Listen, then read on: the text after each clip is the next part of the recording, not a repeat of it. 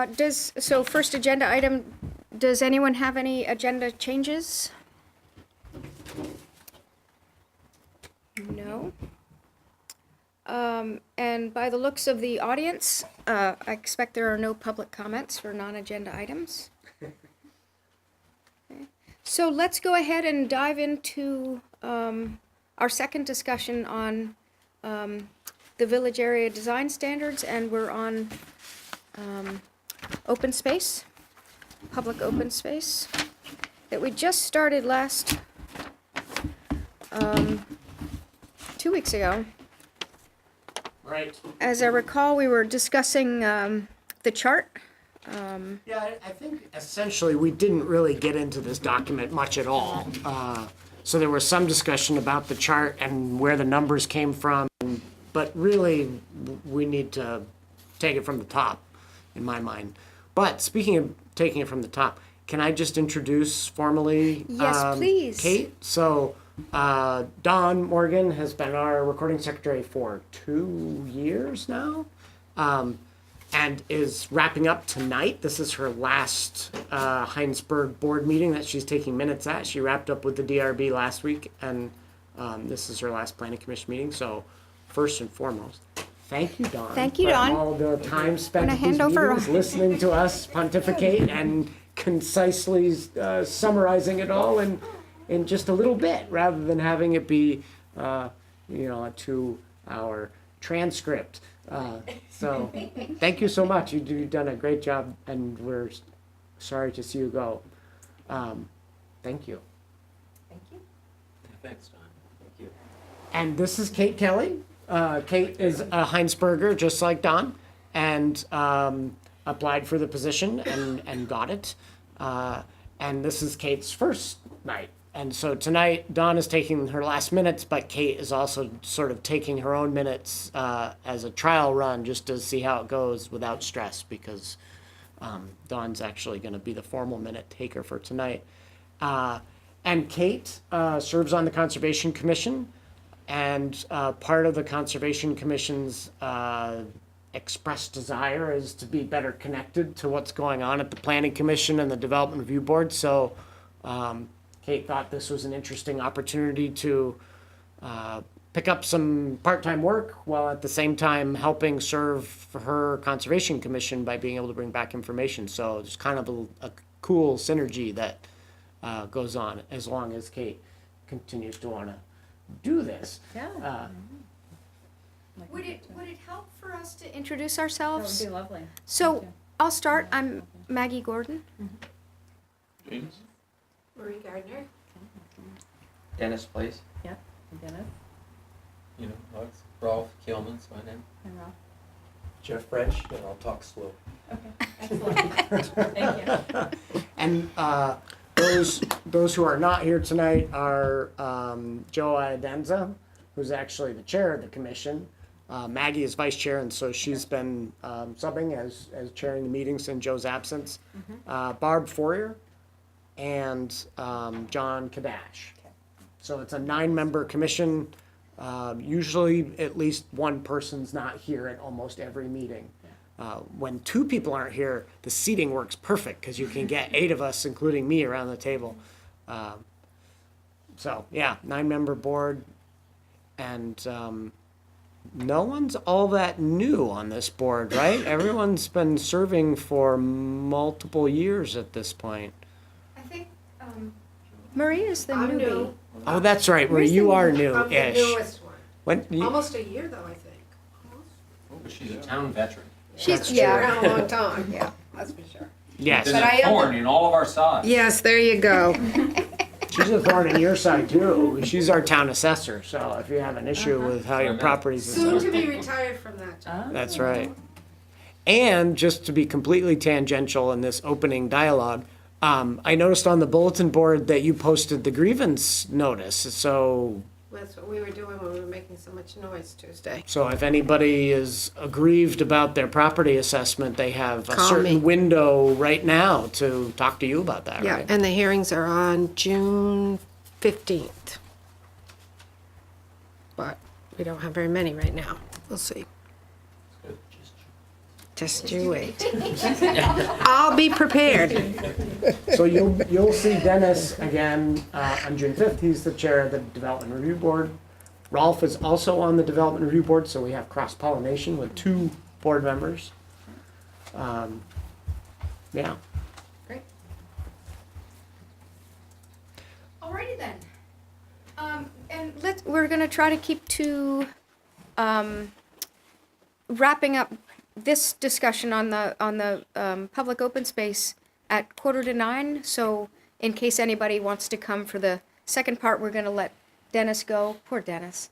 And Rolf, I guess, too. Ooh. It's gonna be a small discussion. That's true. You'll lose quorum at that point, so Shoot. Oops, is right. Does Rolf have to leave even though he recused himself? yeah. I Yeah. think it's been decided that, yeah, for me to, We if I'm have recused on the DRB on this particular matter, then it seems only right that the same happen here. there was a long discussion at that last meeting, right, about John specifically, because you weren't here at the last meeting, and I think it was generally decided that both John and Rolf have an interest, a personal interest in the outcome, and therefore, if the planning commission is going to make a recommendation, they ought to abstain from voting. I don't know that you need to leave, actually. That wasn't how the discussion wrapped up last time. It was more take a seat in the audience if you'd like to participate and just not vote on any motions. But now I'm wondering if we should postpone to the next, till we have a quorum. Yeah, I don't know that you're not gonna be able to take action, absolutely. How many is a quorum? 5. Yep. So we would need Barbara and Joe here to be a Or just quorum. one of them. Barbara Okay. or Joe, Yeah. yep. They did receive the draft letter or memo to the DRB, but they didn't give me any feedback on it ahead of time. In fact, Barbara, I brought her comments. She had some comments that were different from what was in the memo, so it might make sense to put it off to your next meeting. Well, let's see as we get close to that time, if anyone shows up, if there are any members of the Oh, audience from the who show public, up. sure. Yeah. So, Yeah, there's nothing stopping you from If we don't have a quorum. Well, because there's nothing stopping you from talking about it. You just can't take a vote. So it still might be productive to chat about it, Yeah. especially if the 4 of you that are here have some suggestions about the memo, because then I could do a second draft if necessary and Right. distribute it ahead of the next meeting, and that might get us further along. Okay. All right, anyway, let's proceed, and as Alex suggested, let's start from the top. Yeah, so I'll just On preface this. this the same way I did last time. This is my first attempt at trying to get down on paper design standards related to your discussions about green space and open space, and with a heavy dose of reading other communities' design standards along those lines. Communities that have form-based code like Winooski, Burlington, Colchester, South Burlington, and the like, Shelburne as well. And as I said last time, it very much is a first draft, especially those numbers in that table on page 1. We can talk more about them, but they're not based on some sort of national standard.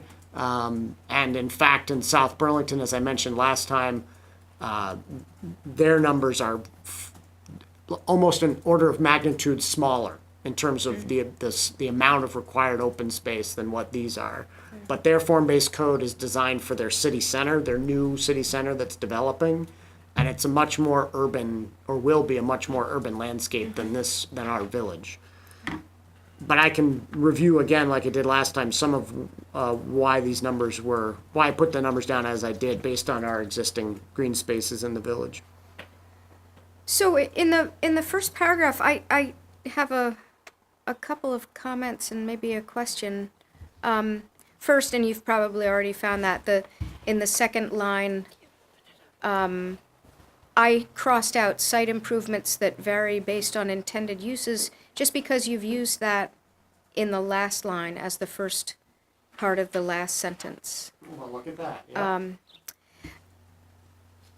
it's a very good line, by the way, and is worth using twice, but I think once in a paragraph is. All right. So I guess my question is, you use the adjective suitable,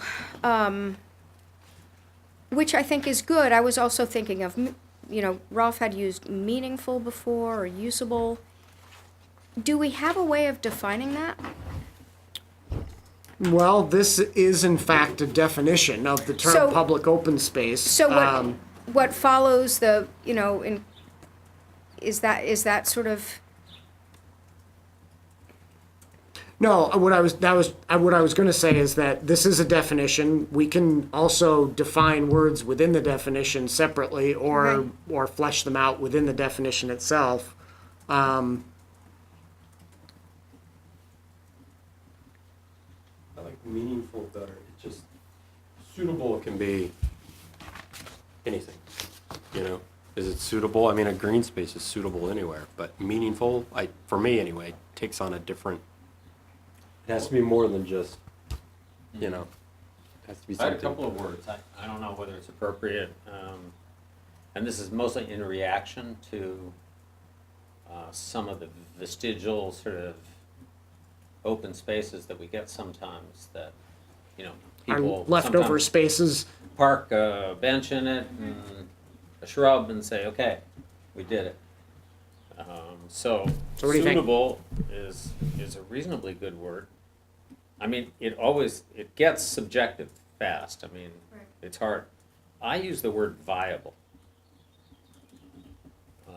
Well-designed, usable, meaningful, even though it was my word. I sort of thought, we talking about poetry or, in retrospect anyway. So I had a something area for general public use that provides for, a viable area or a well-designed or a usable area. I think maybe usable might be, that you can actually use it for what it's proposed to be used for. And I think a reasonable review board could ascertain whether it meets that criteria. I think these are all good suggestions. It's easy to put them comma, comma, comma, and use multiple terms. So I'm happy to do that. I think it's also good to know that this is the definition that'll go in the definition sections of the regs. The actual standards themselves will call out requirements that will hopefully make it usable, viable, meaningful. Yeah. You know what I mean? I understand, yeah. So we don't need to define exactly what we mean in the definition section, but I think what you've suggested is meaningful. Yeah, I noticed later on you use the phrase social interaction, which I think is important to call out. Okay, well, I can make those changes. Any other suggestions on the definition of this term, public open space? I think, use your judgment a little bit. I agree with you. When you get to site and location, say for example, I mean, that first sentence is a pretty good statement. In terms of and location to attract and facilitate community use and enjoyment. I mean, that's another sort of qualitative, quantitative statement that, can be used.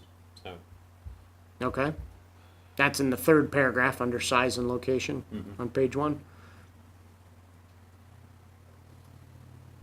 So some of these developments that are coming in, instead of providing green space, now they gotta provide public open space? Yeah, so the idea would be that if a development was proposed and these terms are somewhat interchangeable, but the green space or open space that they were providing was associated with flood hazard areas, like perhaps they had a trail along a stream, or were wetland areas that, you know, they were gonna maintain as wetlands so kids could interact with wildlife and those sorts of things. That, or they were going to be small sort of slices of green space in between yards, kind of like in the Creekside neighborhood. There's a couple of those, or at least one of those smaller spaces that's in the center of a block in between a bunch of yards. This section is designed to say, that's great, but it may not meet our standards for open space that actually will attract and facilitate community use. And so we have some standards to define what we mean by that, and we want it to be of a certain size, you know, big enough. We want it to have, you know, public accessibility, those sorts of things. So I think a developer could propose a number of spaces, some of them private. This specifically is talking about public open spaces that the community at large would have access to. So there could be private spaces, there would need to be these public spaces, and some of these public spaces could overlap with official map elements. They don't have to, but they could.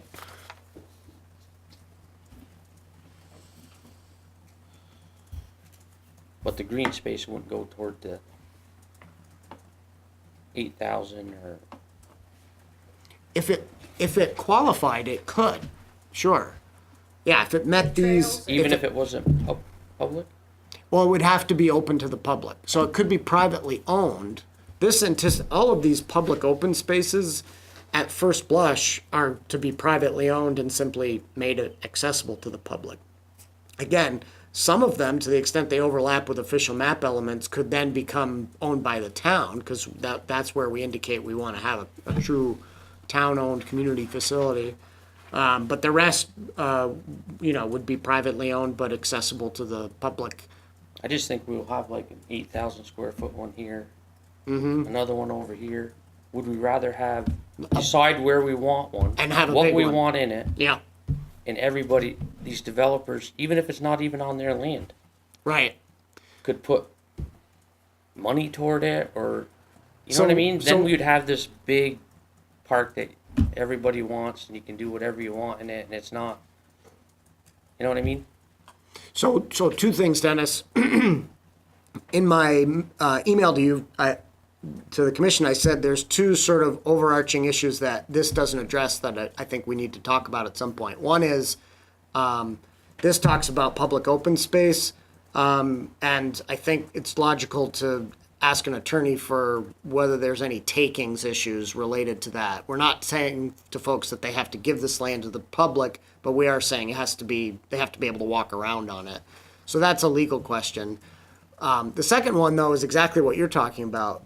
In South Burlington, for example, they have a opt-out or off-site provision so that if a particular development can't really or doesn't want to provide a public open space, they can pay into a fund to make it happen somewhere else, like you're talking about.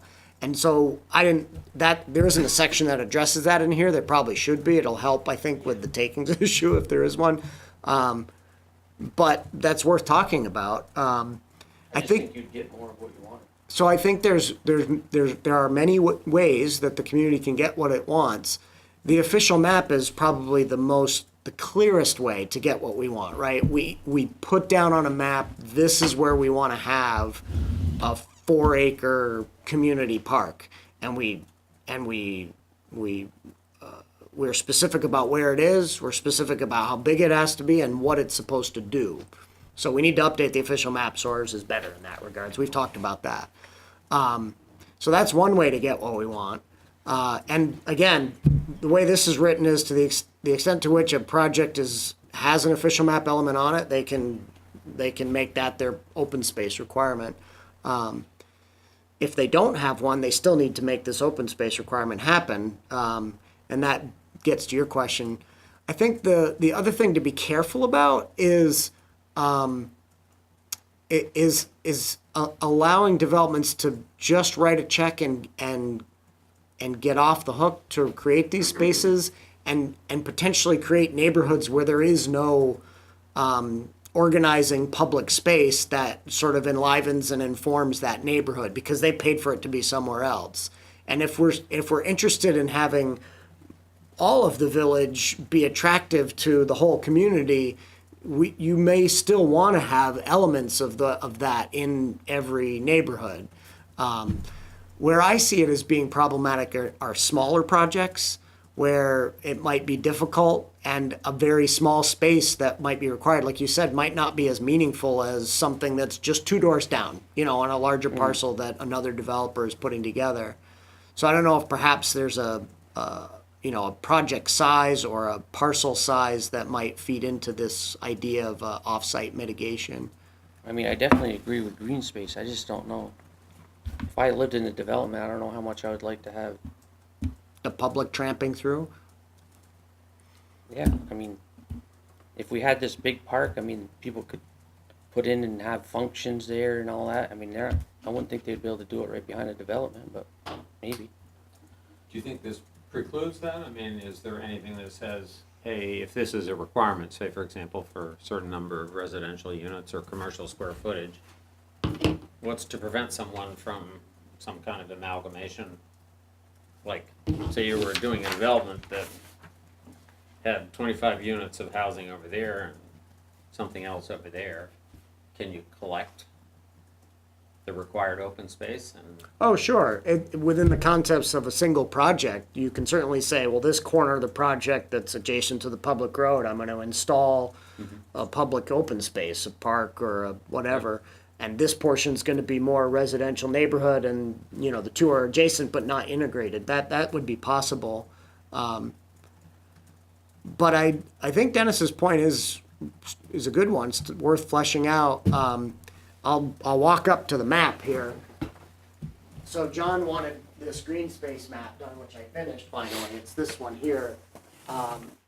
It looks a little different from some of the other maps you've seen because it's overlaid on a hillshade, so a topographic sort of rendering of the village. So hopefully it's obvious. You can sort of see where the higher elevation or hills are, and this is where NRG and the wind turbine is, and this is James's family's property behind Lampman's, where the sugaring operation is and such.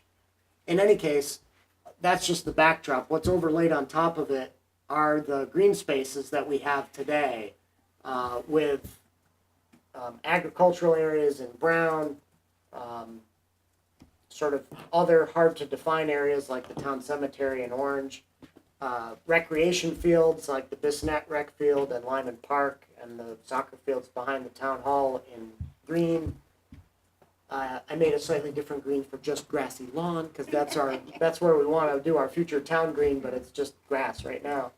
And parks in orange, Memorial Park here on the corner, and Japrags. And mixed recreation like what we have behind the community school in brown, and woodlands in blue. The striping indicates private green space areas that may have no public access. So the examples of that are the Clark Farm, previously the Eddy Farm, is conserved. It's going to remain like that. It's in agricultural use, that's why it's brown, but there's no public access to it. It's just there to function, be a working landscape, and you can look at it. But that doesn't, excuse me, that doesn't mean that can't change, right? No, but today, the current situation is that that's not publicly owned or publicly accessible. Right. Similarly, this area behind the Green Street development, down by the La Platte, is dedicated open space for that development, but it's not available to the public, although there's a vast trail that goes through it. In any case, that's what the striping is. Now, some of the striped areas, like the Thistle Hill green space behind those houses, and James's family land, do have public trails through them. But the rest of the property outside of the trails are not, publicly accessible. So anyways, that's what the striping is. Where I was going with this was to introduce you to the map, but also to remind you along Dennis's point that we often keep thinking about and talking about this area, the Village Northwest zoning district, Village Northeast, and maybe, you know, a portion of the village itself behind Bristol Bakery. And it's a mixed-use zoning district, so it's designed to have commercial, institutional, residential, and so it's easier to think about parks and publicly accessible spaces, and they're extremely important. Like, we need to have them in those places. But this area over here in the residential 1 district on the Quinn property is purely a residential district in this village growth area. It's never going to have, well, not never, but under our current zoning, it's not going to have restaurants and office spaces and things like that.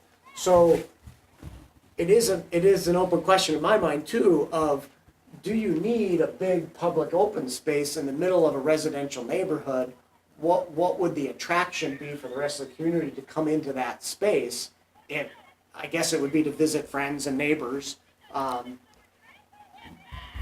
there might be possibilities, you know, if there were trail connections the same way there are here, Well, having some kind of park space That's what up I- here Yeah, that's might exactly invite it. people in to take advantage of that and then proceed on to And trails through behind. the cemetery. Well, that too. So that yeah. could be incorporated as well in the trail system. Honestly, I think, I mean, to address your question, Dennis, I've just been thinking of alternatives to, I think what you were, you know, a negative scenario would be a big green next to all these houses and, you know, we all decide to throw a beer party till midnight.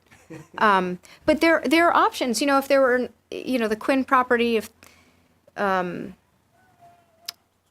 know, maybe on the canal side, if you know, a neighborhood of small homes, maybe close to the sidewalk, they could put in a playground that people using the sidewalk could access it. Or these trail connections. I think there are a lot of alternatives to what could potentially be a negative, you know, Well,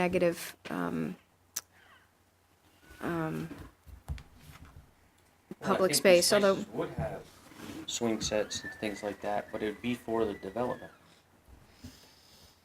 Not, I just decided to go over there and bring my kids.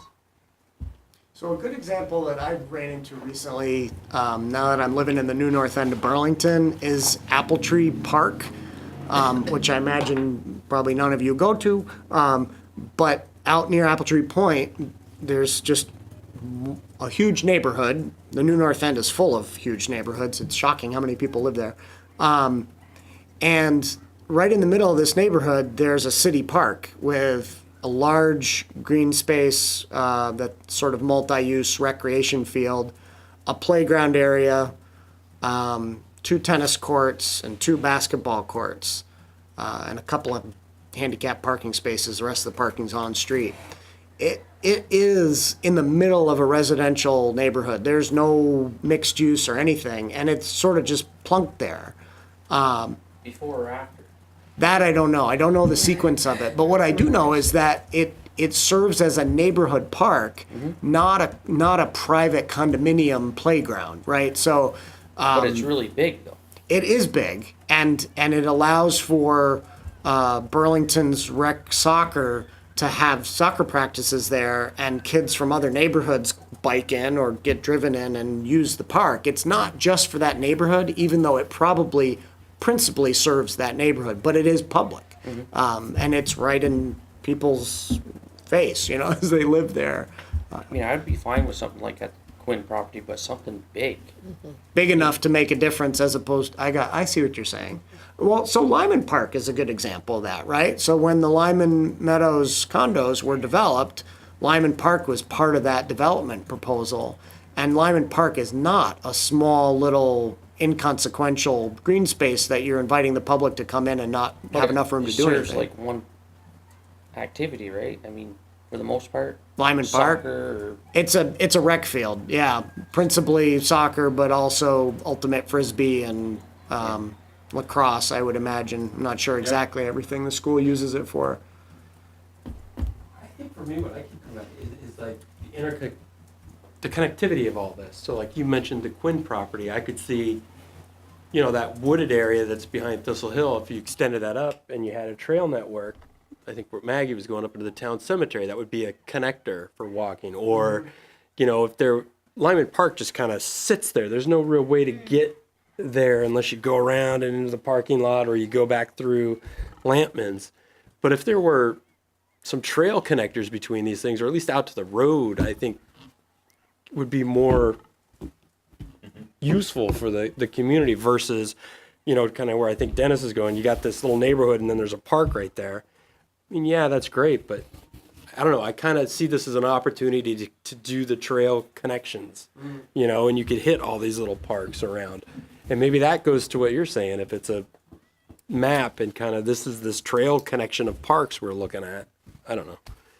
But I would just like to see them take some thought into what's in the neighboring property and maybe how do we extend that concept into here to meet this open space versus just. So that opens up another conversation that I was hoping you would get to, which is the way this is drafted, it assumes that the required public open space is gonna be a footprint with a certain square footage, and it says what the minimum amounts are.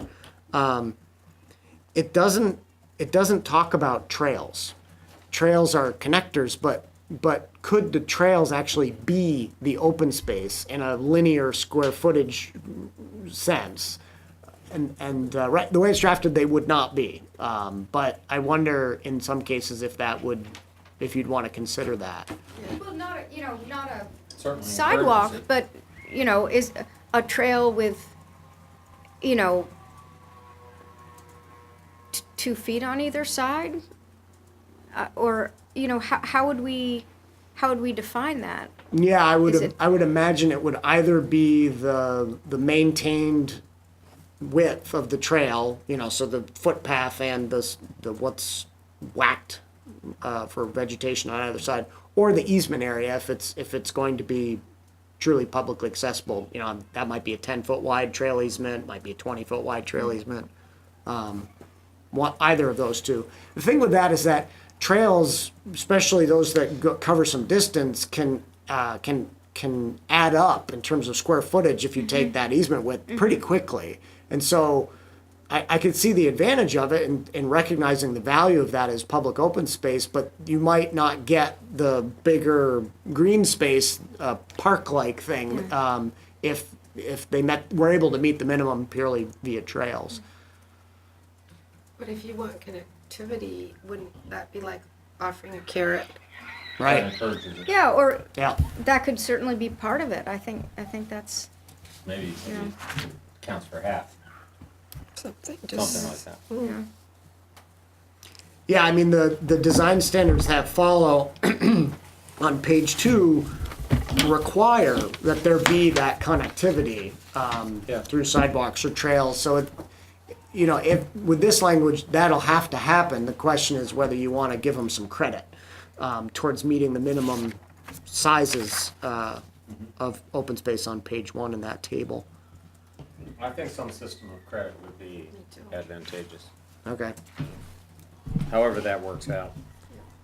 I think also to address Dennis's point, even though you're talking about bigger kinds of public spaces potentially, I do think maybe what also might be worth considering in the definition portion, and right away starts to vary the scale, is to talk about pocket parks as opposed to just parks, or playground space as opposed to, some of the more general, so that maybe that definition then plants some seed for, variation. I mean, we're implying that in terms of the requirement. But weren't we talking about in another discussion in the past that maybe the pocket park idea wasn't the greatest idea ever? Yeah, I wasn't at the You last. weren't, yeah. Did we discuss that? Yeah, there was some concern that and we keep picking on the Hinesburg Center project, and saying that some of those spaces were termed pocket parks, and wondered if the size was so small that Right. Didn't cut. it didn't cut it. Yeah. yeah, if it's really just a park bench off a path, then Yeah. that's not not It's just doing the much. park bench off a path. Exactly, yeah. Yeah.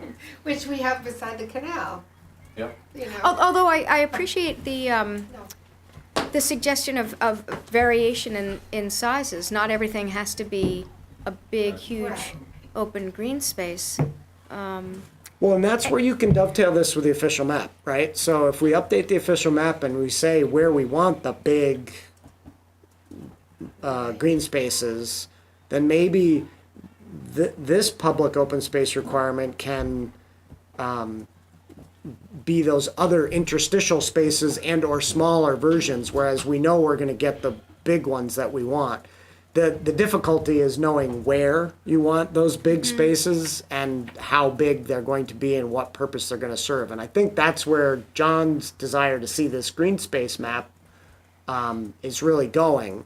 Because I think you can look at that map and see where there are gaps and have some sense of where, what kinds of uses we need more of. And can that possibly have something to do with the size, like, i.e.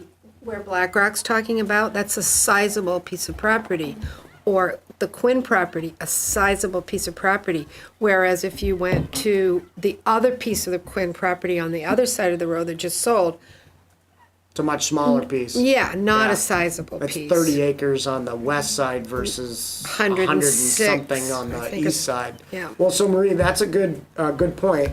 This table where it talks about Yeah. minimum required size is dovetailed to size of development. How many residential units Right. and or square feet of non-residential space? It's not tied to the parcel Right. size.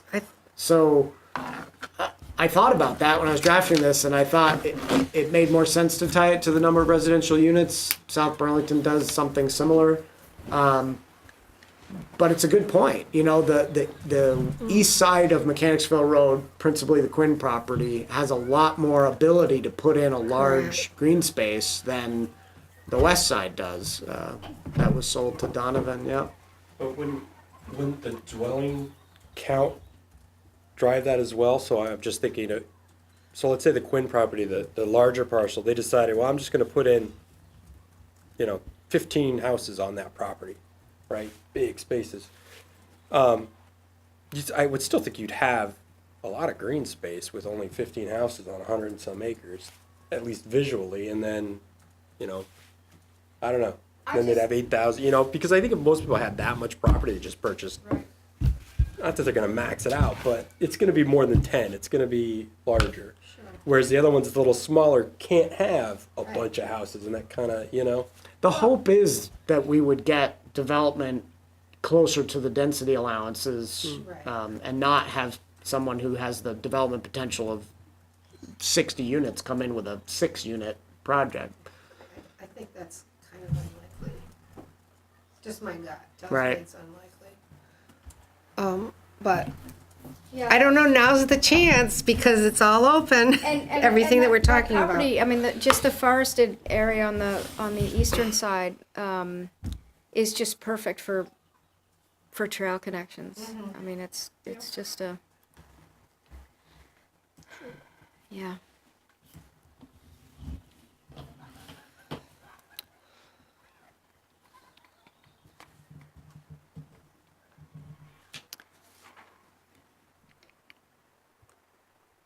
Speaking of the chart, I apologize if we talked about this last time and I didn't jot down, but in terms of open space,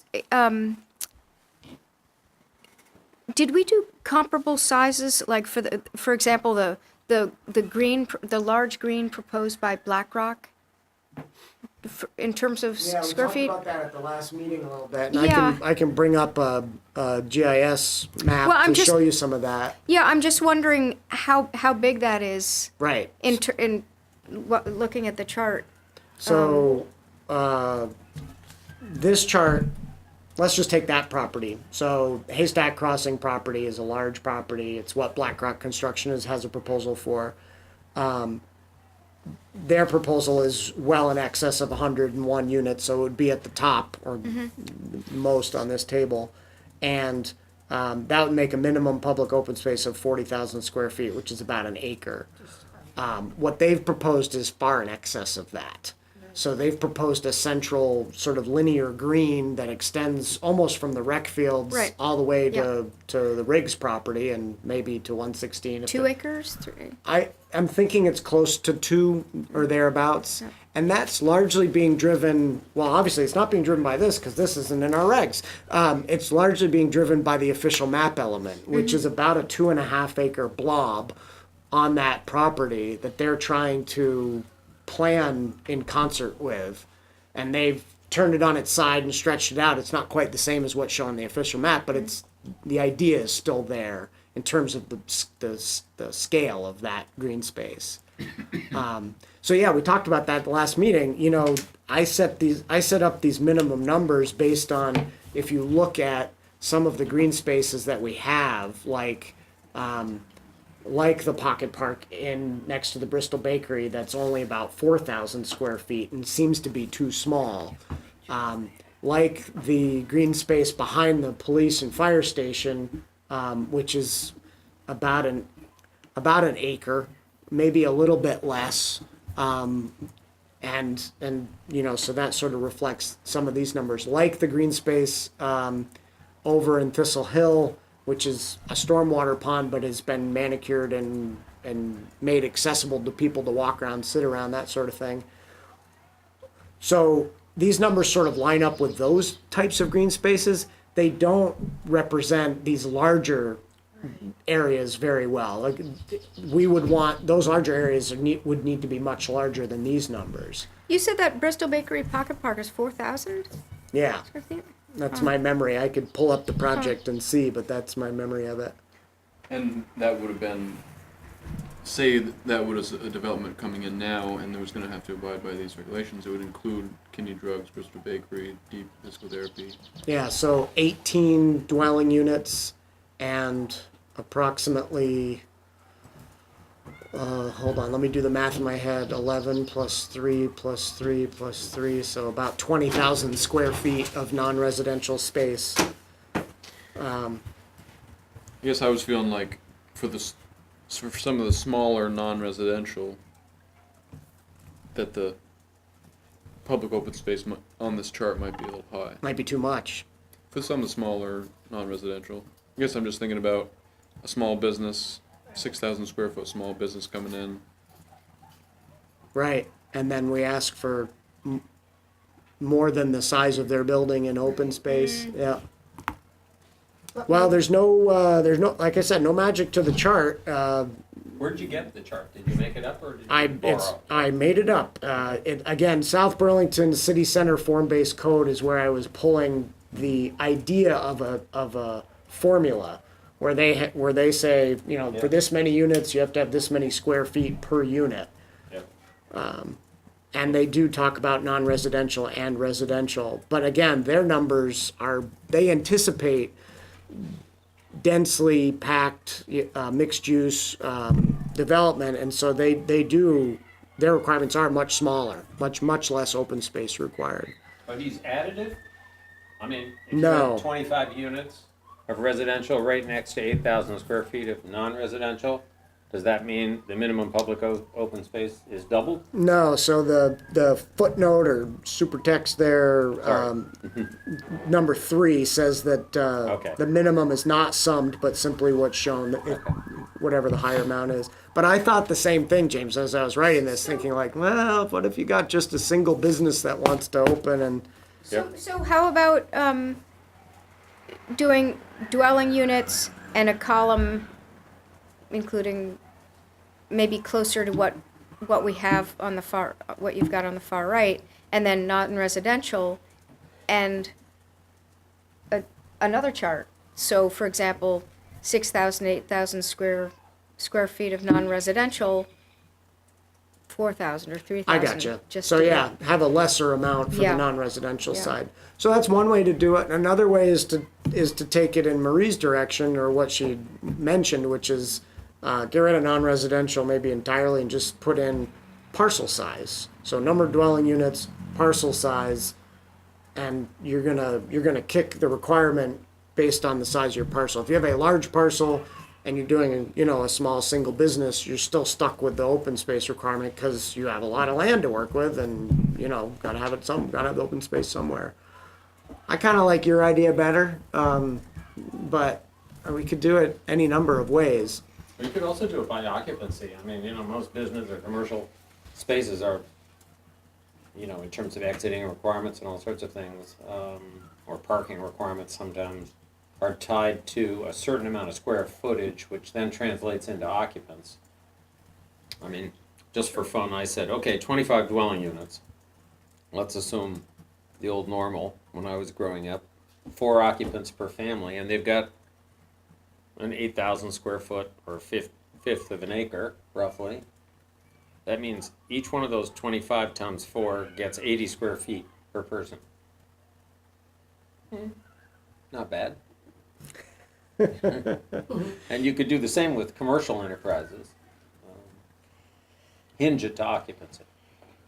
You could. I think that would be difficult because. Too complicated? Well, just because the actual occupancy of a residential dwelling is Yeah. variable and tends to be on the smaller side these days. Yep. I think that what makes it difficult on the non-residential side would be a single-use development, not a mixed-use big one like some of the ones we've seen, but a single lot that's looking to build a light industrial use, and maybe like Dark Star Lighting. We use that. It's an existing one in town, right? They don't really have a facility that lends itself to public interaction. They're not looking for the members of the public to come sit on their lawn or interact with their business. They probably just the opposite because they have, expensive equipment and want to keep it safe. Whereas Frost Beer or the Public House or Papa Nick's, having some level of public open space around restaurants and businesses that invite the public in makes more sense. Well, they could also always do public art. Well, true, this doesn't allow you to use art to meet your size requirement. It just encourages you to include art within that area. Well, exactly. You put a little bench with an interesting sculpture and that becomes a bit of a... Isn't that creating problems? Like, didn't you get a call from the other beer people and they wanted to have a park bench outside? Or not a park bench, That's picnic Frost. table? Yep. Oh, I thought it was the other people, Foam, but Foam is just doing their thing at the moment, and they may do more So- along those lines in the future. it sounded like that wasn't gonna work out so well for them because for other zoning regulations. Or did I misinterpret? That'll work out just fine, actually. Oh, okay. Yeah. So where, they want to... Whoever I'm talking about called and wanted Frost, to have it's a Frost bench Beer outside. Works. They're interested in having just a little bit more seating for people who come and visit them. Right. And I don't think I'm speaking out of turn. They haven't made a formal application, but they're working with Mitch because they'd like to have a food truck come on some occasions so that, on a Friday nice. evening, people could come and get some food and taste and that sort of thing as well. Those are the kinds of commercial operations or non-residential space where maybe public open space makes a bit more sense. Where would they put the... In their parking lot, I think.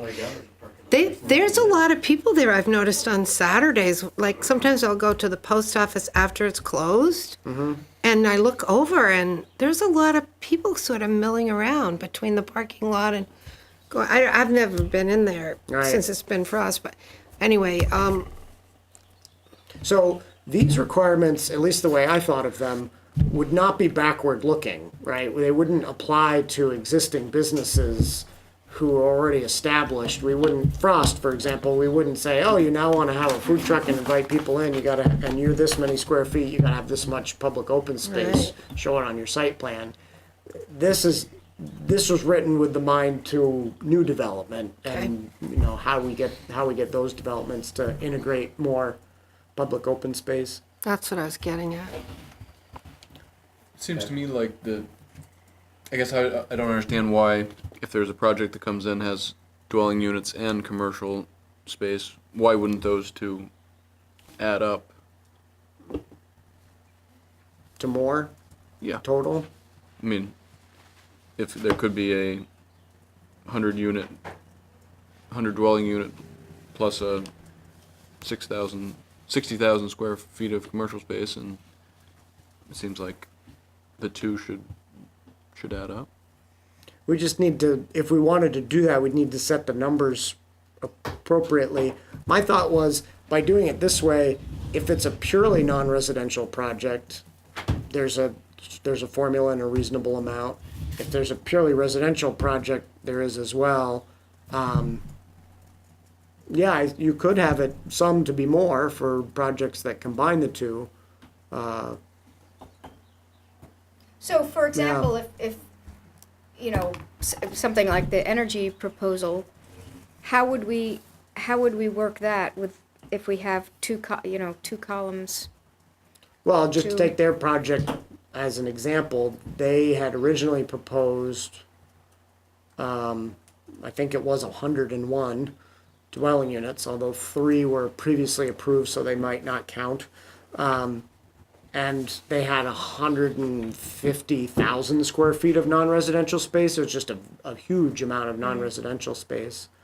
So under this, they would be in the highest category because of the non-residential space, and they would be required to not set aside, but design about an acre of public open space. But you know, those are all in the plus column for a project that's a little of each, like, 28 dwelling units and 7,000 square feet of non-residential. Would we say, the maximum? So this would Well- say 15,000 square feet of open space, public open space required. James is saying, well, maybe it should be cumulative or it should be more. And this table isn't set up to do that, so I don't know that you could just. I'd have to rework the table. I'm not sure that just doubling it, for example, would make sense, but maybe that's the way to do it. Again, these numbers are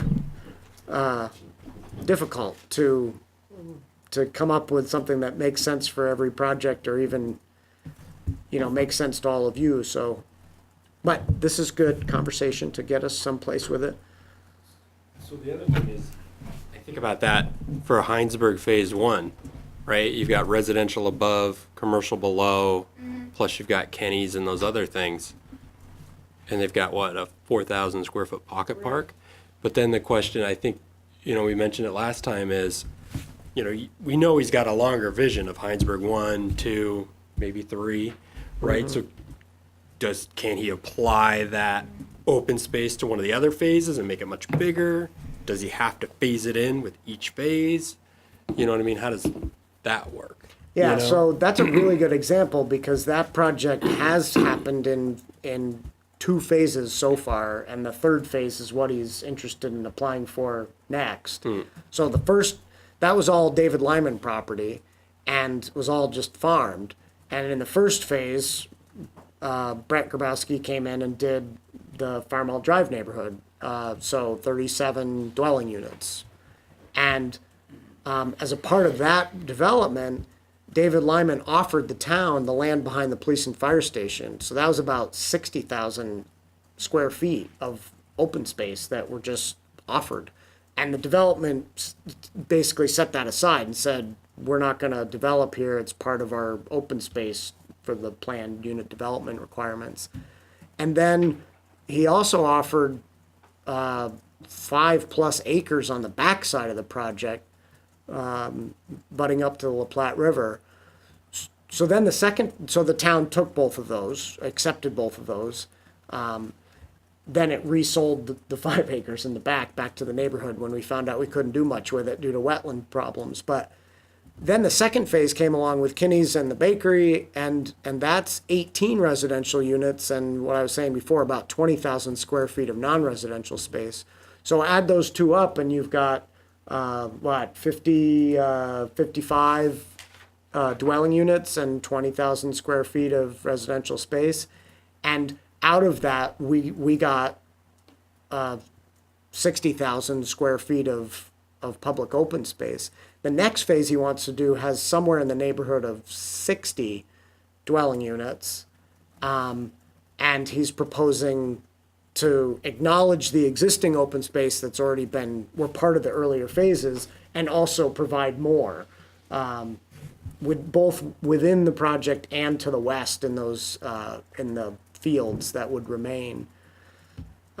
So I think just like the BlackRock project is proposing way more public open space than this table is calling for, mostly in that case because the official map requires it. The Hinesburg Center project also has created and is proposing way more public open space than this table would require. But in this proposal, we're requiring that it be usable, True, viable, and.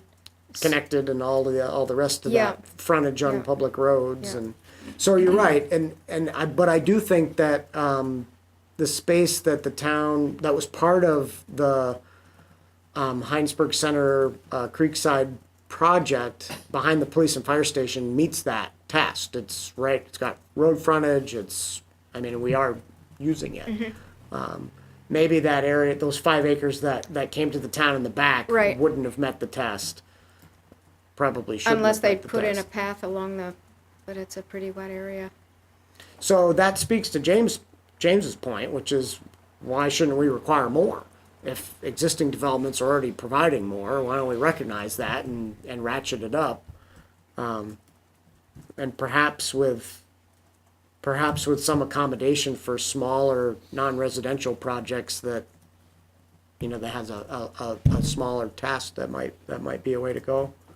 I guess I also feel like maybe it should be a certain amount per dwelling unit, or, per 100 square feet. or Rather something. than a range like this. There's just so yeah. much difference between 40 units and 100. Yeah, and that's how South Burlington's city center form-based code does it. They do it by unit, not in ranges like this. So I can do that. It's not difficult to just translate that. It will add up though, right? So a 200 unit project, Well, I think that's appropriate. maybe. I think we should just run the numbers and see. There may be a place where you want to cut it off and say we got 3 acres worth of public open space. That's enough. This next didn't get credit for the rec fields? No, How come? because that's not part of BlackRock's project. It was done before that development was It was proposed. part of the whole same landowner though. Originally, it was part of the overall master plan. Yes. The landowner, though, just gave that land to the town for that public purpose. Yeah, but so didn't Lyman. True. It's true. He also gave Lemon Meadows too, No. Lyman Park. park. Yeah. Well, would you, I'm just, it probably gets ridiculous. I was doing some math. And I was sort of saying, okay, supposing you did, as opposed to per dwelling unit, you just did it per bedroom. And you just said, for every bedroom in this development, 150 square feet of open space. Period. Right. And you don't have to grade it, maybe there's a minimum and a maximum. And then the And commercial you do the gets same with the a, commercial. oh, okay. I was Separate gonna table say- for that. For every Yep. square foot, there's For every square maybe foot, a minimum and max. for every 150 square feet of commercial space, so many square feet of public open space. I like that in one way because what you don't want to do is create a disincentive for people to do smaller dwellings, and by tying it to a dwelling unit, you kind of do, right? Whereas tying it to bedrooms, people who are doing 1 bedroom or efficiency units, to meet the demand for senior housing or independent senior housing, or lower cost units for the younger demographic, that would help in that regard. So Worth considering, maybe. What was did you spit out a sample Well, I just, size? like, say, for example, dwelling units. Per- We've got per- 10 to 25, so say you Right. got 25, and say they're all 3 bedroom. So you attach 150 square foot to every bedroom, and you get awfully close to that 8,000 number. So maybe you use that, and it's simple. Yeah, So I'm gonna be the nasty developer. Oh, no. Tell me what a bedroom is, because that's not a bedroom, that's a den. Yeah, right. Well, I think But I know I take it too far. I think we can answer that one, because with new development, they have to get state water and wastewater permits that are based on bedrooms, and we can, I've seen that kind of tomfoolery. It doesn't have a closet, it's a den. it's not so hard at the point of initial construction because of the tie-in with wastewater and the like. It does get harder later on down the road when people do renovations, and then things start to look an awful lot like a bedroom, even though they An don't. armoire as opposed to a closet.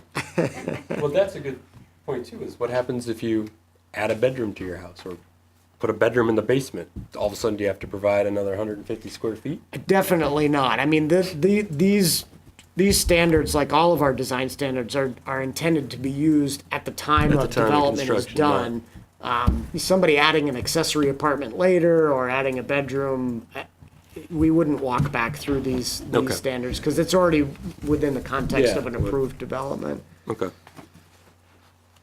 So this is all great conversation. It sounds like the table needs to change a lot, and tinkering with how the formulas work, will be interesting. I'm happy to send out, whatever I come up with, and you can do what Rolf's doing and run numbers and do what James is doing and seeing where do we need to keep a floor or whatever.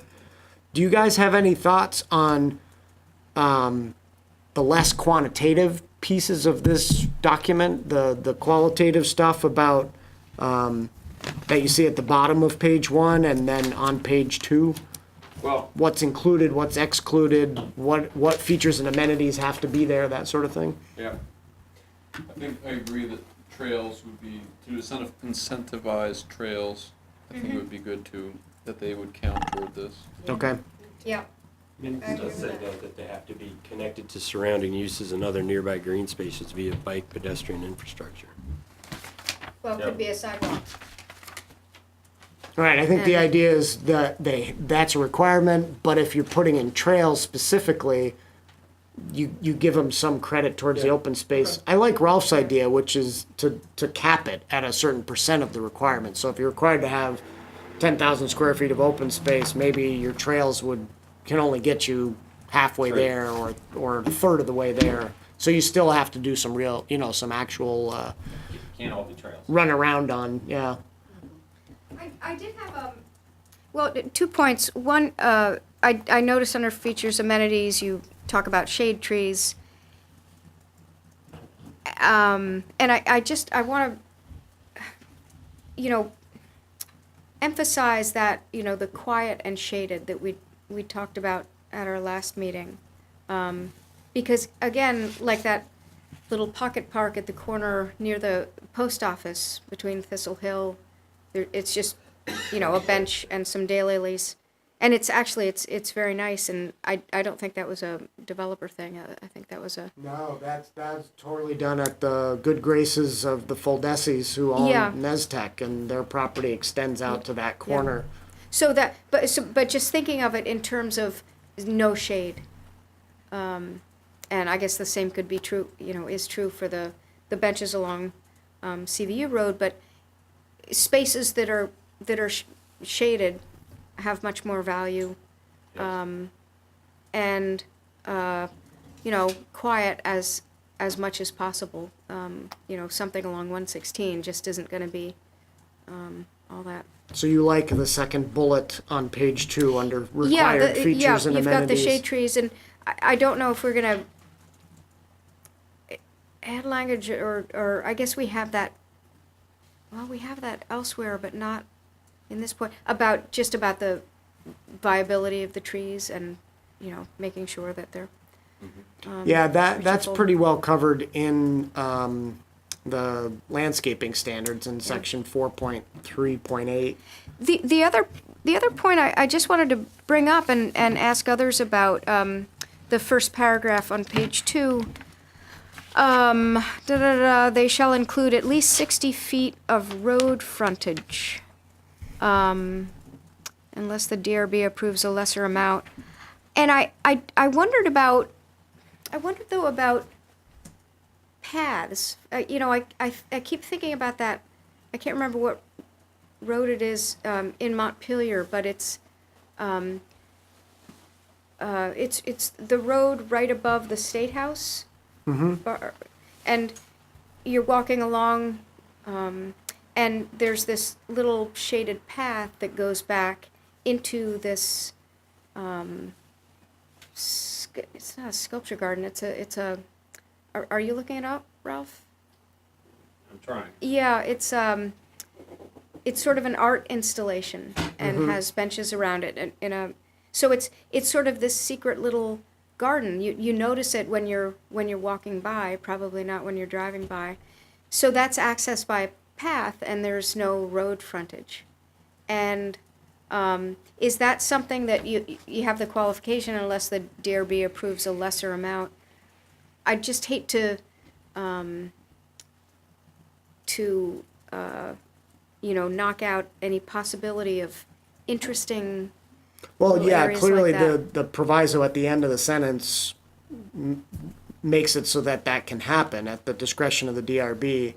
But it's written this way so that the place that you start from is rather that these public open spaces are visible. Right. They are accessible. As opposed to that space in between the creek side. Yeah. Yeah. Yeah, Yeah. that if there is some really cool interior space that, would work and would make sense, give the DRB the opportunity to say yes to that. But when a developer looks at this at first blush, they're gonna say, well, I'm gonna do an open space, I better make sure it's got road frontage. And then it's a conversation if they've got some other idea. 60 feet I picked just because it's the minimum lot frontage in most of the village district. Even 60 feet's not that much. You think about the what will be the town green behind the police and fire station, and that's got hundreds and hundreds of feet of road frontage on Farmall Drive. But I suppose other spaces could have less and still work.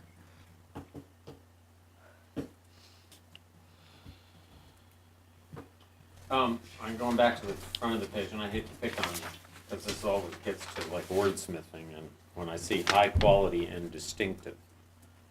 Well, where are you, Ralph? Back on page 1. Which last paragraph? first Last sentence, first line. Got it. Um, You want to throw in a well-designed there? That's where I was going, I guess. How about Instead of one of those High words? Instead of high quality, quality? distinctive is really tough to, what's distinctive for me is, Well, in my mind, the word means stands out, noticeable. noticeable, not like everything else. But Okay. well designed works. You are supposed to be wordsmithing. That's what you do on this board is wordsmith. I So actually like distinctive better than high quality. How about well-designed and distinctive? We could compromise on that. Because I completely cobbed this language from Winooski, I think. that's So okay, Alex. No one's. I thought it's not. so. It's not. We recognized it. Yeah, I'm We- sure you did. You've been reading the same Don't you try to format, so- sneak that Winooski language into. It's not into- sacrosanct. So if Marie likes distinctive but not high quality, and Rolf likes well designed, I could just put well designed in for high quality. Right. Wordsmith. Beautiful. Wordsmithing is another, Any other words you want to smith? You have. another term for being a pain. Are you keeping track of time, Madam Chairwoman? I am. We've got 4 minutes. Okay. What, is the stormwater pond that's in back of the, medical facility up there on, is it fenced in? It Yes. is. And it's So- very unattractive, in my opinion. It is the perfect foil for the stormwater pond on the corner of Thornbush Road and Mechanicsville Road in the front of Thistle Hill that neighborhood. So that one on Mechanicsville Road is not fenced. It's got a very nice landscaping plan and a level path around it that invites people to come and walk around it or sit or whatever. A lot of road frontage. and a lot of road frontage. And the one behind the U of M Medical, its only purpose is to treat stormwater, and it's fenced to keep people out, and it's landscaped to eventually hide it, so you won't even know it's there. So what, I mean, I was going to the last paragraph here. Stormwater infrastructure shall be designed to be functional and visually interesting. So that one isn't. So I'm thinking functional could serve that purpose, Alex. But maybe stormwater ponds ought to be designed so that they can in fact be Absolutely. walked upon, interacted with, and used, as opposed to In fact, if Alex Visually hadn't told us Gotcha. about I Thornbush see what Road, you're saying. I didn't even know that was a stormwater pond. You know, I thought, oh, that's just a pretty little parky area. And when I told my husband, he was like, what? I had no idea, you know, because It it's sits up nice. higher It's than the road. attractive. You don't see the pond portion of it when you Right, drive by but in it's very Mechanicsville, yeah. attractive and it's always well maintained. Yes, And that- it's lovely. It's just very peaceful looking when you look, to me, that's my description of it. But then I drive by the medical center thing and one thing, what is that? Does it have that much water in it? They're worried that somebody's gonna drown I guess it there? could at times, I don't know. Yeah. I guess the deeper you make these things. True, but it's must be just, some engineering uns- calculation that says, okay, so its capacity increases, so the footprint can be smaller. it's unsightly though. But Well, and it is a medical facility, so, you know, they I don't want to know. have to treat patients who have Well, fallen exactly. in the pond. And it must be looking for Impaled business. themselves on the fence that surrounds it. I understand what you're saying, though, Ralph. You're saying that last paragraph focuses on the functionality, meaning it treats stormwater, and the visual interest, meaning it looks nice. But it opposed to doesn't. being It doesn't able to talk interact about with the it. the ability of people to interact with it. Yeah. I mean, if it's a part of, public open space standards, then I think those spaces ought to be made to be interactive. That you can actually go into them and use them and Yes. play in them. Interactive is a good word. How can we use that? Yeah, that's a good word. I like that one. Let's overuse it. Do we really even need to say that it has to be functional? That's kind of covered under the stormwater regulations, right? You're Yeah, gonna you're make right. a functional It has to be pond. This is functional, about an open space and, the assumption is it's functional, I would hope. Yeah, I think that was my way of giving a nod to the fact that its principal reason for being may Yeah. be that it's there to treat stormwater, so it's got to function that capacity. We can't allow some member of the public or crazy DRB member to say, well, I want you to design it with stepping stones and look like this, and have the engineer say, but it won't work then. You know what I mean? But you're right. It'll have to work Yeah. if it's going to treat stormwater. I mean, the pond that you're talking about by Thistle Hill actually has like a little island in the middle of it. Does it? The kids jump out there on the island and catch frogs and. Yeah, and that's designed for functionality. It's But it's separate. It's awesome. called a forebay and the Yeah. rest of the pond, and that the water comes into the forebay, and that island stops it from continuing. Mm-hmm. Sediment settles out, and then water continues to the next bay. It allows them to only have to dredge out one part of it. It does better treatment that way, but it also makes a neat Mm. It makes place a for neat kids to little go place for capture kids to run. frogs and fall in and get And to wet. fall in, which my son has done a couple of times. So here's another place where I'll push the envelope here. That second to the last paragraph, ground-mounted solar installations shall be placed and designed to be functional and visually interesting. Could we throw in a plug for Be the Change? To what? A plug for Be the Change? I don't know what. Oh, the pollinator. Yeah, the pollinators around.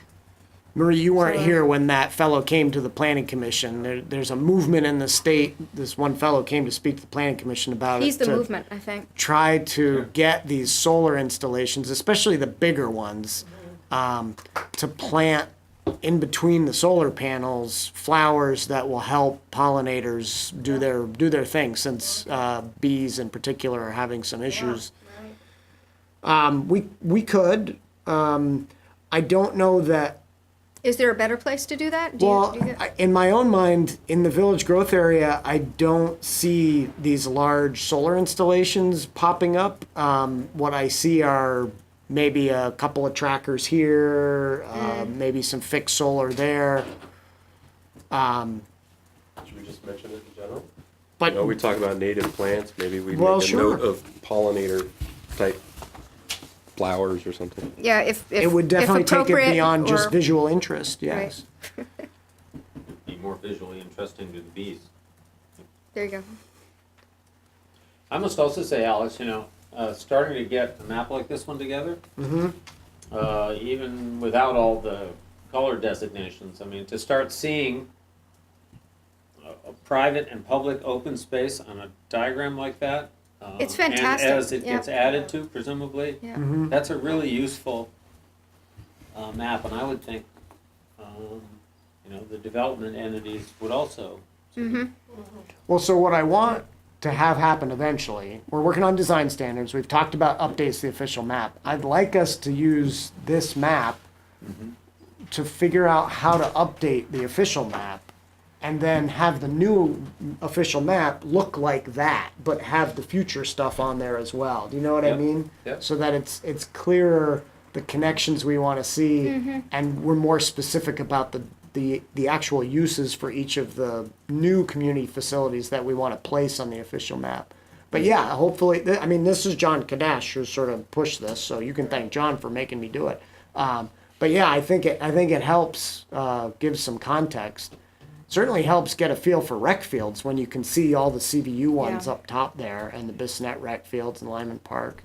That they're having trouble using this year again. CVU, yeah. There's, if you guys saw that, there was an article in Yeah. the Free Press, I think, about maybe it's time to bring back the turf field proposal, which has failed twice now. But I think in general, I don't know exactly what I'm talking about, but it's surprising, like even at the DRB level, how generally that process is not one that helps with the comprehension of the entire community, either by the people doing the proposing or by the people trying to review what's being proposed. It almost always zeroes right in on Just there. just the that property parcel. that's being dealt with, and you don't see it in the context of the larger community. And yet what we're constantly talking about is the larger community and what fits and That's What why we should belongs- Pick one spot where we want one, and what we want, that's right. And I and think, then we all get what we want. Mhm. It's gonna be piecemeal, as far as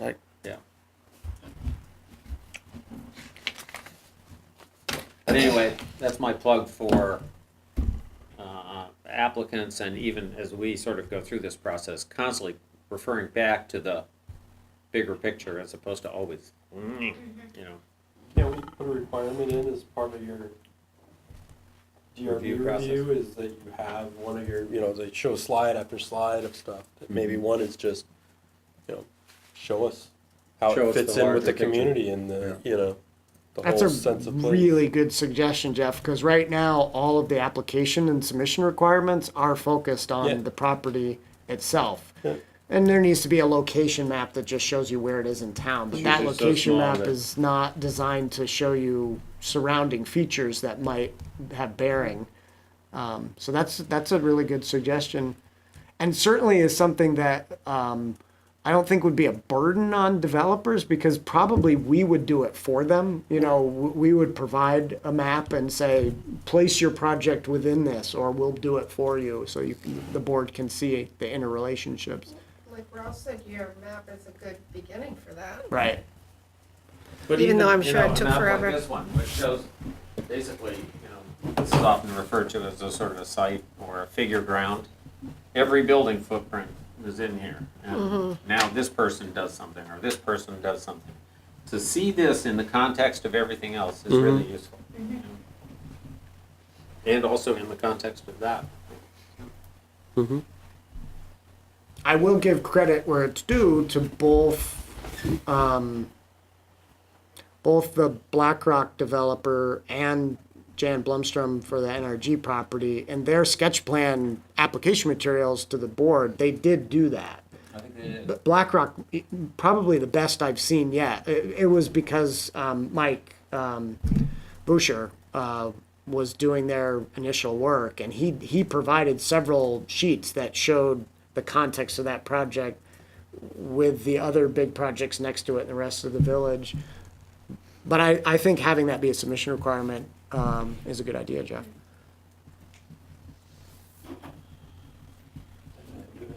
There you go, Jeff.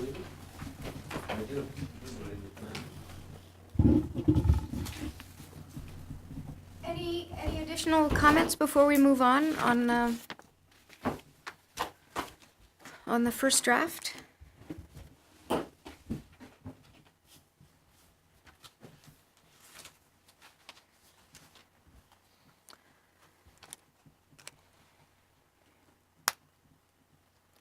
No. Good job, Alex. Yeah, the maps are fantastic.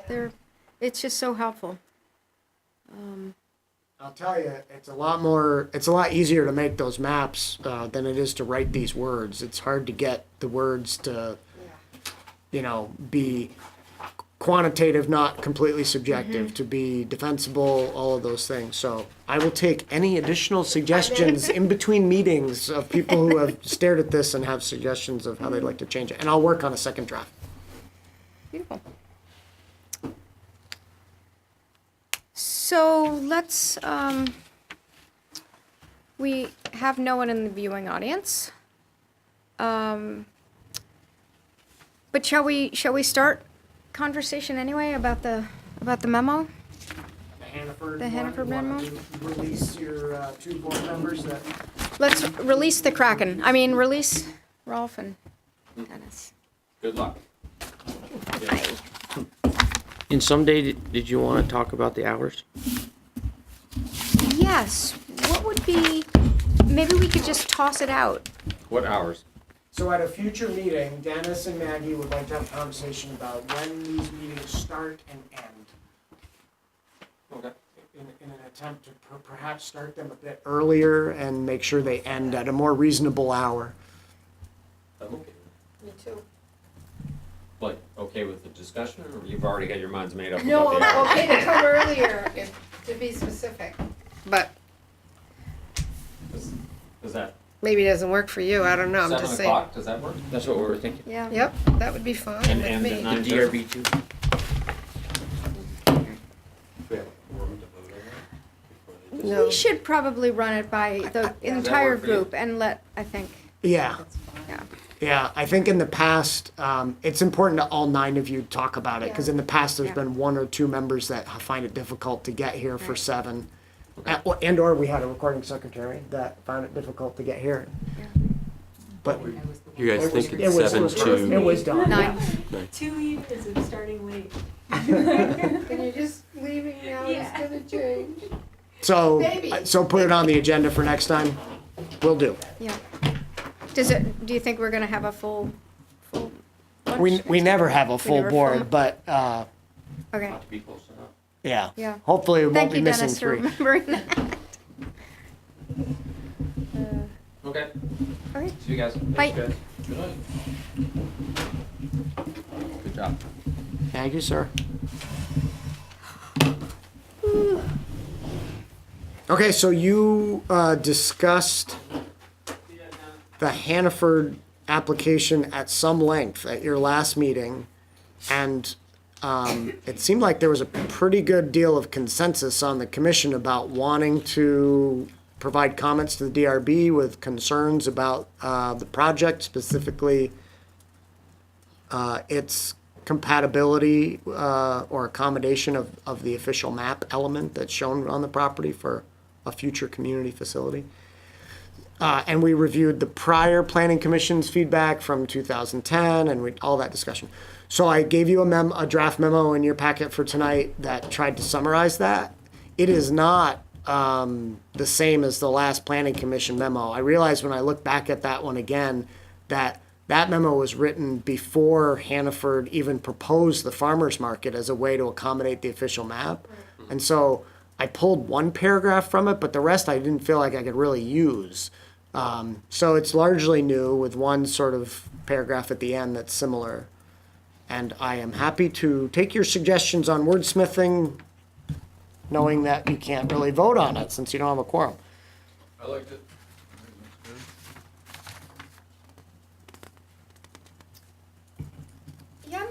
maybe do some,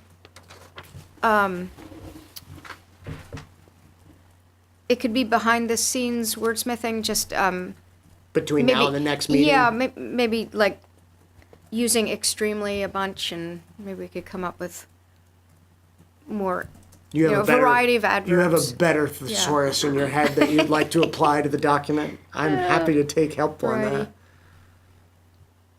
But were there any sort of more substantive things? Like, did I miss something that you remember talking about? Like, no, that was a key point. That wasn't in there. Or from my notes, I think this covers, you know, the ideas Jeff was talking about in particular. Jeff, you did a lot of talking at that last meeting, so. That's why I'm being quiet right now. You did. Okay. Well, and the minutes, thank you very much. Perfectly summarize those points. Yeah, I think everything that I was making comments are, you know, are covered. Like, I'm trying to think of anything else, but Okay. yeah, I think the main points, yeah. How about you, Marie? You know, I have to admit, I didn't read it, so I'm not prepared to comment about it, Okay, that's fine. but I will. I missed it. So if Maggie wants to give me some editorial changes, I can prepare a second draft for the next meeting. It has to change anyways, because it says that at this meeting, the planning commission voted to send this Right. memo. That's got to change to next meeting. Yeah. And I can just reach out to the other board members who aren't here. Well, actually, not the other board members, specifically Barb and Joe, and say, we really need you at the next meeting. And if you can't make the next meeting, we need a vote, you know, as to this revised memo. Joe was in today and said he was coming to the next meeting, so he plans to be here. Did he go to the third floor? He did. He came all the way up to Really? the top Good for floor. him. He Yeah. did? Yep. And he That's got good for him. well, I won't go into the details because we're on Yeah, tape. yeah. But anyways, yes. So he plans to be here, and I think Barb will be. I think she's I think it's just. she's had some trips, and so I think she'll be here. But if that's all amenable to you, then I'll just take my direction from Maggie and give you a second draft for the next meeting. You can vote then. You should know that the DRB review, we were not able to cover as much as we had hoped at the last meeting. We only covered traffic. The meeting was continued to June 5th. Your next meeting is June 13th. So it's possible that they will close the meeting on June 5th and your feedback will not register, but it's highly unlikely, like 99.5% sure it's not going to close on June 5th because we have a lot of stuff left to cover and How much expert testimony with the, we need to have expert testimony on the compatibility with surroundings, which was a big issue during the original review, just the architecture of the building and the scale and mass of the building. So that'll be discussed next time, and I expect that'll be a pretty big ticket item. The rest of the site plan review standards, I don't think are gonna engender a whole, that much back and forth. But the board didn't feel like they had enough information on traffic from the applicant, and so I'm envisioning us maybe talking about traffic again and possibly revisiting stormwater again. And then there is the official map issue to discuss. So I don't know if they'll be discussing that on June 5th. I have some influence over what gets discussed, and I can work with Mitch to try to get the other topics tidied up at that meeting so that if it does go to the second meeting in June, that the official map discussion gets done then. And I'm happy to tell the DRB, listen, the planning commission is preparing comments for you and would appreciate, having that official map discussion at the June 19th meeting. But just know that because you're not Right. voting tonight, there's a little bit of a hiccup, potential Okay. for a hiccup. all right. So I actually do have one edit. Sorry. It's on the back page. I guess it's the second to last paragraph, which is by way of background, the central location of this parcel. So it says the central location of this parcel was, should be is. Okay. Yeah, I did a bunch of tense changing in that paragraph. Yeah. I thought about that one, but I didn't change it, so.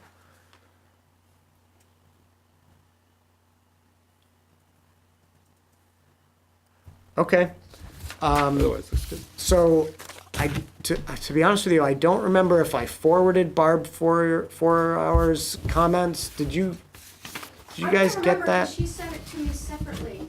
So on the Wait, it's here. on I see the it on the now. table, it's in the It's- Dropbox, but on the table I have copies of it as well. Barb she said, I can't be at the meeting. Here are my concerns with the Hannaford project, and it's pretty wide ranging. It's not really on the same topics that were discussed at the last meeting. And her concluding statement was, I don't know if this is in the letter the draft memo you've put together. If not, can you please include all these concerns? And I was kind of like, I can't do that. But I wanted to distribute her comments to you, and hopefully if she's at the next meeting, maybe some of her concerns could be added. You may not agree with her concerns, in which case maybe you don't want to add them, but Well, she was at the last meeting. she was at the last meeting, yeah. So Yeah. maybe she just needed some time for her brain to turn. I think she attended the DRB meeting, and some of her comments in Oh, her that- email are related to what she Yeah. heard at that meeting and Yeah. some disappointment she had about that, Yeah. so. That makes sense. Anyway, hard copy here, soft copy in your Dropbox. Take a look at Barb's comments, and hopefully she'll be at the next meeting, so we can talk about them to the extent you want to. And she may be here to talk about it. I hope she will. I'm gonna encourage her to attend, because we need quorum, you know? If one of you gets sick and can't be here, then we need Right. both Barb and Joe. Is this the appropriate time? I had a question about the housekeeping hearing with the select board. Did you say that got We changed? can do that under other business. Okay, sorry. That's fine. So, okay, so we're all good on the memo. We'll look Take it up at the next Yep. meeting. And I'll send you, talk with you about little stuff.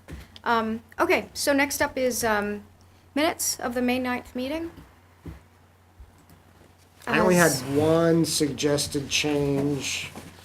Dawn, I think at the end of the minutes, or at the end of a discussion about the village design standards, there's something that says Alex said he will get a second draft for the next meeting.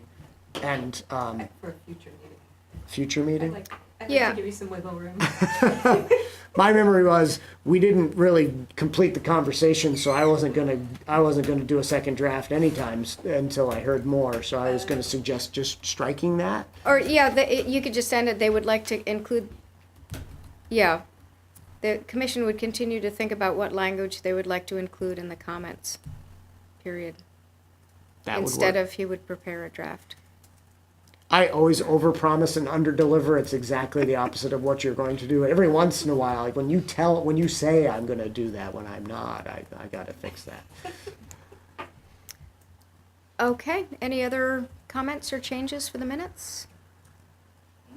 Do I have a motion? Well, we can't do Yeah, really, minutes don't, they don't need a. but why don't you just put it off to the next meeting Okay. and, yeah. All right. All right. Okay, other business. Housekeeping changes at the select board hearing. Right. That date been changed? It's been scheduled, so. Oh, okay. Maybe I misunderstood. So Marie was good enough to attend one of the select board discussions on May 7th to advocate for a change that you had suggested that the select board was wavering on with regard to requiring a survey for boundary line adjustments. And she did a very good job, and the select board said, based on what we're hearing, we're gonna keep the planning commission's suggestion on that, we're not gonna change it. So it was at that meeting that they authorized me to work with Renee and Joy to set a public hearing for the select board, and that's gonna be on June 21st. 21st. Yeah. Okay. For some reason, I was thinking, so it's a Thursday. Yeah, they back on. changed their, Oh, 'cause their they're in summer their summer schedule schedule. changes to That's- first and third Thursdays. Because I was thinking it was the 7th, and that was why I asked. Yeah. Maybe they had talked about it or something. Yeah, there wasn't enough time to That's- warn it, get the legal notice for the meeting on the 7th, so it'll be the 21st. Okay. And then I provided you in your Dropbox folders these notices that need to be shared with you. One is about an Act 250 application for a 2-lot subdivision on Place Road West. This is Hilton and Elaine Place's property. It's the former driving range, if any of you remember the driving range. And it's a pretty innocuous subdivision. It's already gotten DRB sketch plan approval, and it's making its way through that process. Why does a 2-lot subdivision go through Act A 250? 2-lot subdivision should not go through Act 250, but earlier subdivisions of the Place property did trigger Act 250. Long ago, Act 250 had a trigger that was a private road of 800 feet or more in length. They've since done away with that provision, but any project that came under Act 250 jurisdiction due to that provision in the past they're stuck in Act 250 forever. can't. Anytime they want to change the project, they have to go back and get an amendment. This project is a new subdivision, 2 new house lots proposed, but Act 250 is treating it as a minor amendment, so hopefully it wasn't too much pain and suffering for the Places, but anyways, you are a party to Act 250 applications. If you were interested in commenting as a commission, you could. I wouldn't recommend it on this one, the DRB's handling it, but, and then the other notice is that, the town of Starksboro is having a public hearing soon on the update to their town plan. Actually, town of Richmond is too. It wasn't on the agenda, but I think I sent you information or put it in Dropbox about the town of Richmond having a hearing as well, upcoming. And I did read the Starksboro town plan, every page, because I spend a fair amount of time through my work with the Regional Planning Commission looking at other towns in Chittenden County, their town plan, and I haven't done that with Addison County ones. And the Starksboro plan is really good. It's got some good stuff in it. They're a much more rural community than we are, and some of the language that they use to describe how they want that to continue is good. So, if you're interested in perusing that sometime, it's in your Dropbox. There's no incompatibility with Hinesburg, so I'm not sure why we would be commenting or interested per se, but. The Act 250 for the subdivision you were just talking about here in Hinesburg, I happened to be reading 7 Days today at lunchtime, and it's in there today. Really? Yeah. I'd kind of forgotten about it, and I ran across it. It's like, oh, yeah, that's the place. Huh. And I thought the same thing, why Act 250? But then I was thinking it was because X amount in a certain amount of time.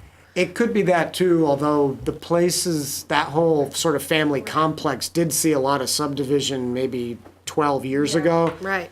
Act 250's time horizon is 5 years, and so it's well past that, but it could be either the private road length or might not be that, since Place Road is a public road. It may just be that back, 15 years ago, they did 10 lots. I have was a trouble lot of places. visualizing that, but There were a lot of places, that must be where they do publish it, or yeah.